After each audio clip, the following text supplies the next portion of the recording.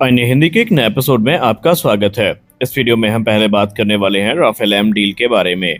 Rafale M को लेकर हम सबका इंतजार काफी लंबा था और हम लोग बहुत पहले से तकरीबन 2022 से ही उम्मीद लगा के चल रहे थे कि हमें डील जल्दी देखने को मिलेगी। लेकिन 2025 में फाइनली अब उस दिन की घोषणा हो गई है जब यह डील हमें फाइनलाइज होती नजर आएगी।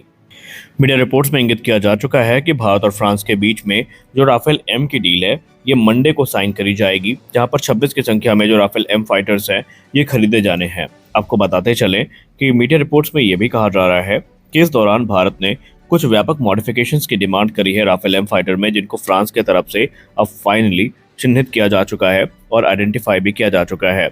भारतीय नौसेना इस चीज़ को लेकर मानती है कि इन एयरक्राफ्ट्स के आने के बाद भारतीय नौसेना की जो कॉम्बैट कैपेबिलिटी है ये कई गुना ज़्यादा बढ़ जाएगी। हालांकि जो कॉस्ट है इसको लेकर अभी से जो चर्चा है ये शुरू हुई है, लेकिन आपको बता दें कि भारतीय नौसेना के लिए इस समय सबसे अच्छे ऑप्शन यही है।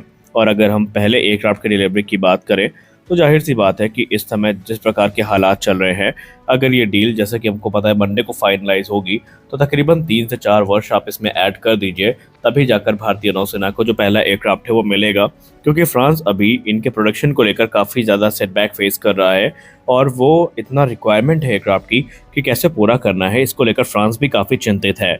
कुछ मीडिया रिपोर्ट्स तो ये कहती हैं कि भले ही हम अभी 2025 में इसकी डील को फाइनलाइज कर लेते हैं, लेकिन यहाँ पर जो पहला एयरक्राफ्ट है भारतीय नौसेना को ये 2030 के पहले मिले, ऐसा काफ़ी मुश्किल नज़र आता है। सबसे पहली चीज़ तो ये है कि जो राफेल एयरक्राफ्ट भारत ने सेलेक्ट किए हैं राफेल एम, इन्हें कुछ विशेष मॉडिफिकेशन से गुजरना पड़ेगा, जैसे कि इसमें एडवांस एवियोनिक्स जो कि इंडियन सिस्टम के हिसाब से होंगी। इसके अलावा इसमें जो अंडर कैरेज है उसको रीइंफोर्स किया जाएगा। और अभी तक आप सबको पता है कि जो राफेल एम फाइटर हैं ये कैटोबार जो एयरक्राफ्ट कैरियर है उनसे ऑपरेट किए जाते रहे हैं, यानी कैटपल लॉन्च सिस्टम की सहायता से इनको लॉन्च किया जाता रहा है। लेकिन भारत में कोई भी कैटोबार कॉन्फ़िगरेशन का एयरक्राफ्ट कैरियर नहीं है, तो इस्टोबार ऑपरेशंस के लिए इन्हें विशेष मॉडिफिकेशन से गुजरना पड़ेगा। और ये जो एयरक्राफ्ट है ये भारतीय नौसेना की स्ट्राइक कैपेबिलिटी को काफ़ी बढ़ाएंगे। हालांकि जिस अर्जेंसी को ध्यान में रखकर ये डील ली जा रही है, अभी वो चीज़ें हमारे लिए तो फिलहाल प्रैक्टिकली उतना पॉसिबल होती नज़र नहीं आ रही हैं। क्योंकि राफेल फाइटर एयरक्राफ्ट की प्रोडक्शन रेट की बात करें तो फ्रांस बहुत खींच के 11 से 14 एयरक्राफ्ट ही एनुअली बना पा रहा है। और अगर आप ऑर्डर्स को जज करें तो अभी इनके पास बहुत सारे एक्सपोर्ट कस्टमर्स के ऑर्डर पड़े हैं, जिसमें इजिप्ट और कतर के अलावा यूएई का जो ऑर्डर है ये इनको देना है। और अभी तक ये बड़े नंबर्स में क्योंकि बना नहीं पा रहे हैं, तो ऐसे में काफ़ी मुश्किल है कि भारत को 2030 के पहले जो एयरक्राफ्ट है वो मिल सके। भारतीय नौसेना का जो ऑर्डर है वो 26 राफेल का है, जिसमें 22 सिंगल सीटर और 4 ट्विन सीटर वेरिएंट शामिल है। इसके अलावा 2023 में जो 42 राफेल फाइटर एयरक्राफ्ट हैं इनका ऑर्डर फ्रांस को मिला था। और ये जो ऑर्डर है ये अलग अलग देशों की तरफ से आए हैं और इसीलिए माना जा रहा है कि भारतीय नौसेना को अभी लंबा इंतजार करना पड़ सकता है। हालांकि यहाँ पर भारतीय नौसेना ने जो राफेल का सोर्स कोड है उसकी डिमांड भी करी है, ताकि जो इंडियन मेड वेपन सिस्टम का इंटीग्रेशन है वो सुगमता पूर्वक हो जाए।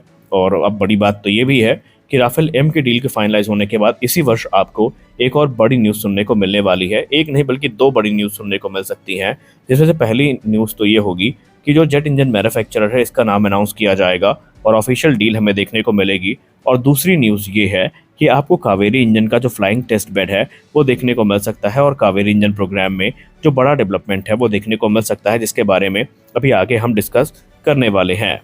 संभावनाएं तो ये भी कहती हैं कि राफेल एम की डील फाइनलाइज होने के बाद भारतीय वायुसेना भी अपना जो पक्ष है उसको मजबूती के साथ रखेगी, जहां पर एडिशनल राफेल की खरीद की जो बात है वो इंडियन एयरफोर्स की तरफ से फिलहाल की जा रही है। अगली रिपोर्ट में बात करने वाले हैं हम गैस टरबाइन रिसर्च एस्टैब्लिशमेंट के बारे में। हमने आपको अलग अलग वीडियोस में बताया था कि गैस टरबाइन रिसर्च एस्टैब्लिशमेंट इस समय किस रफ्तार से अपना योगदान भारत में एविएशन सेक्टर को दे रही है।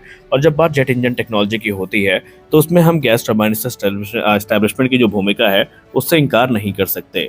लेकिन एक चीज़ जो आज भी हमारे लिए चिंता का सबब बनी हुई है वो है भारत में फ्लाइंग टेस्ट बेड का ना होना। हमने कुछ दिन पहले डिफेंस न्यूज़ के माध्यम से आपको अवगत करवाया था कि भारतीय जो एयर इंडिया है इससे एक एयरक्राफ्ट बाहर निकाला जा रहा है नीलामी के माध्यम से, और ये जीटीआरई के लिए एक बड़ी अपॉर्चुनिटी हो सकती है। तो अब मीडिया के गलियारे में ये चीज़ें सामने आई हैं कि जीटीआरई में एक हलचल देखी गई है, जहां पर फ्लाइंग टेस्ट बेड की रिक्वायरमेंट को देखते हुए जीटीआरई कोई बड़ा कदम ले सकती है। अब यहाँ पर हम कंफर्म तौर पे तो ये नहीं कह सकते कि एयर इंडिया का ये एयरक्राफ्ट उनकी तरफ से लिया जाएगा, लेकिन फिलहाल इससे अच्छा ऑप्शन अगर हम बात करें तो इस समय जीटीआरई के पास नहीं है। उसके पीछे का अपना एक कारण है। देखिए, जब भी हम फ्लाइंग टेस्ट बेड एयरक्राफ्ट की बात करते हैं तो फिर हम 2000 के दशक से ही लड़ाई शुरू कर देते हैं। सबसे पहले जो मिग 29 है उसको ही फ्लाइंग टेस्ट बेड में कन्वर्ट करने की बात करी गई थी।